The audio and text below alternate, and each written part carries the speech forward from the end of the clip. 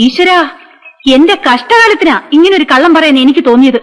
അതിന് ഇത്രയും വില കൊടുക്കേണ്ടി വരുമെന്ന് സ്വപ്നത്തിൽ പ്രതീക്ഷിച്ചില്ല. എപ്പോഴും ഇങ്ങനെ ഹൈപ്പിൽ നിൽക്കാൻ വേണ്ടിയിട്ട് വരുന്നവരാണ് മിക്ക ആളുകളും. എന്നെ സംബന്ധിച്ച് ഞാൻ എപ്പോഴും പറയാറുള്ളത് പോലെ ഒരു ഒഴുക്കിപ്പെട്ട് കയറി വന്ന ഒരാളാണ്.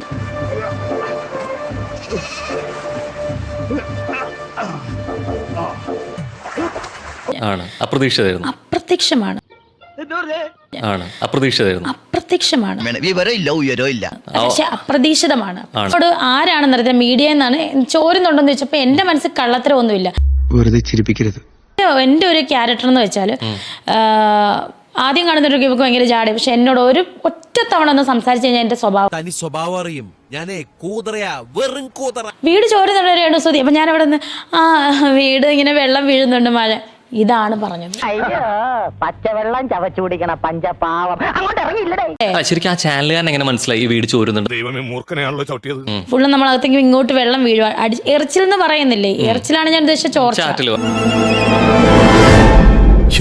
ഈ കുറ്റം പറയുന്നതെല്ലാം വന്നാ കുഞ്ഞിനെ ഉത്തരവാദിത്തപ്പെട്ടവർ നോക്കുന്നെങ്കിൽ നോക്കട്ടെ. അല്ലെ ഒരു വർക്ക് ഏരിയയുടെ കാര്യം ആവശ്യപ്പെട്ടതല്ല. ഇത് ആവശ്യപ്പെട്ടിരുന്നു. നമ്മൾ ചെയ്യണോന്നാണ് വോയിസ് ക്ലിപ്പ് വരെ എന്റെ കയ്യിലുണ്ട്.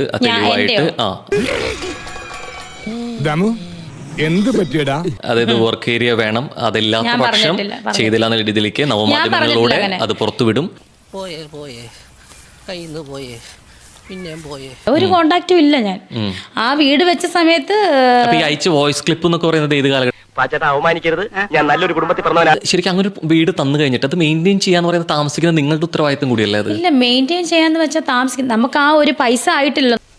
ഐശ്വര്യമായിട്ടൊരു 50 രൂപേന്റെ അടുത്ത് അമ്മായിക്ക് മുറുക്കാമാകാനാ. ഒരു മുട്ടായി കിട്ടിയാൽ വരെ നന്ദി പറയുന്ന രേണുസുതി എന്തുകൊണ്ടാണ് ഇത്രയും വലിയൊരു പ്രോപ്പർട്ടി കിട്ടിയിട്ടും അതിനോടൊരു കടപ്പെട്ടിരിക്കാത്തത്? ഞാൻ എന്നും നന്ദിയുള്ളതായിട്ട് തന്നെയായിരുന്നു. പക്ഷെ ആ ഒരു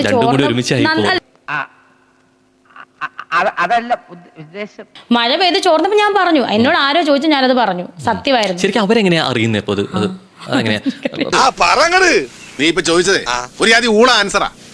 ഞാൻ എന്നെ അദ്ദേഹത്തെ ഒന്നും കുറ്റം പറഞ്ഞില്ലല്ലോ. ഞാൻ വീട് ചോരുന്ന കാര്യമല്ലേ പറഞ്ഞത്. അതേ ഞാൻ പറഞ്ഞു. ഒരാളുടെ ചെയ്ത പ്രവൃത്തി കുറ്റം സ്വയം നന്നാവില്ല, ബാക്കിയുള്ളവർ നന്നാക്കേമില്ല. പോകാൻ പറ്റേ? അപ്പൊ എന്താ പരിപാടി? ഇവിടെ തന്നെ കാണുമല്ലോ അല്ലേ?